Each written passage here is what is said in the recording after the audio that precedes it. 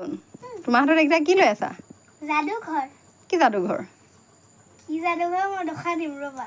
দেখুৱাই দিয়াচোন। এইটো চোৱা।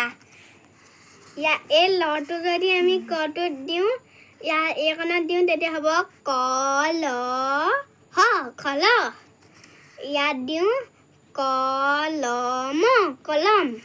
ইয়াত মলম মলম। ইয়াত অলপ অলপ। ইয়াত চলং চলং। আৰু এইটো এনেদৰে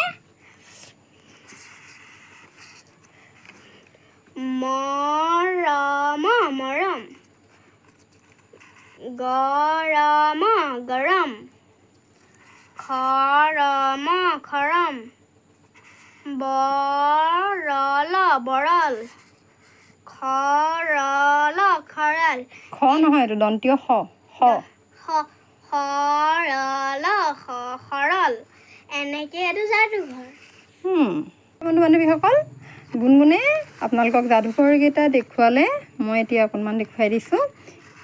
ইয়াত যাদু অন্য একো নাই। আমি ইয়াত বৰ্ণৰ যাদু খেলিম। আৰু এইটো খেল খেলিলে সৰু ল'ৰা ছোৱালীয়ে বিৰাট ভাল পাব আৰু সিহঁতে নতুন নতুন শব্দ শিকিব পাৰিব। এতিয়া ল বৰ্ণটো আমি যদি ক আৰু হৰ মাজত দি দিওঁ কলহ হ'ল। তেনেধৰণে ক মৰ মাজত দিলে কলম হ'ল। আকৌ ম আৰু মৰ মাজত দিলে মলম হ'ল। অ আৰু পৰ মাজত দিলে অলপ হ'ল।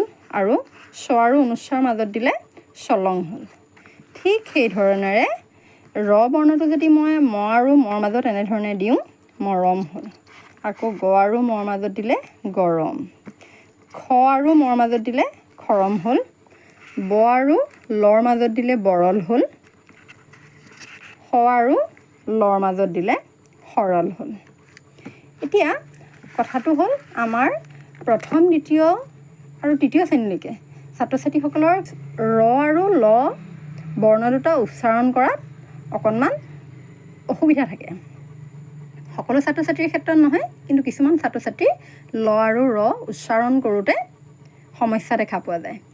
লটো ৰ উচ্চাৰণ কৰে, ৰটো ল বুলি কয়।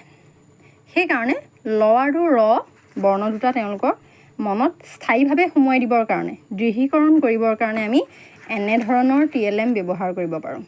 এইটো এটা TLM অৰ্থাৎ শিকন সঁজুলি। এইটো সঁজুলিৰ জৰিয়তে ছাত্ৰ ছাত্ৰীসকলে ল বৰ্ণটো শিকিলে, বৰ্ণটো স্থায়ী হ'ল, লগতে নতুন নতুন লৰে শব্দ শিকিব পাৰিলে।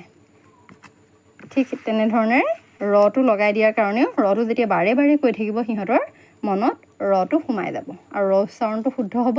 লগতে সিহঁতে ৰ থকা শব্দ কিছুমান জানিব পাৰিলে।